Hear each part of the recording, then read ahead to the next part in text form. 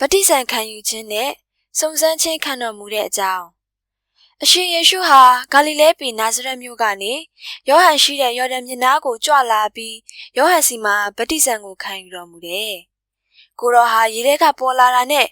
ကောင်းကင်ဖွင့်လှစ်ပြီးတန်ရှင်းသောဝိညာဉ်တော်ကဂျုံးရက်လို့ကိုတော်ပေါ်မှာဆင်းသက်တာကိုမြင်ရတယ်။အဲဒီနောက်ကောင်းကင်ကနေ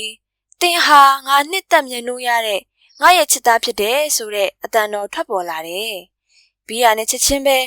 တန်ရှင်းသောဝိညာဉ်တော်ကအရှင်ယေရှုကိုတောထဲကိုသွားစေတော်မူတယ်။အရှင်ယေရှုဟာတောထဲမှာရက်40နေပြီးနောက်ပိုင်း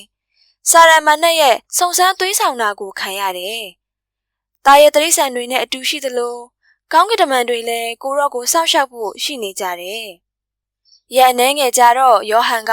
အကျဉ်းထောင်ထဲရောက်သွားပြီးတဲ့နောက်အရှင်ယေရှုကဂါလိလဲပြည်ကိုကြွသွားပြီးဖျားသခင်ရဲ့နိုင်ငံတော်တည်ဖို့အချိန်ရောက်နေပြီ။နောင်တရကြပါ။အပြစ်ကနေလွတ်မဲ့တရားစကားကိုယုံကြည်ကြပါဆိုပြီးဖျားသခင်ရဲ့နိုင်ငံတော်နဲ့ဆက်ဆိုင်တဲ့သတင်းကောင်းတရားကိုဟောတော်မူတယ်။ဒါကတော့ရှမာကုအခန်း1အပိုက်ငယ်6မှ15ထိဖြစ်ပါတယ်။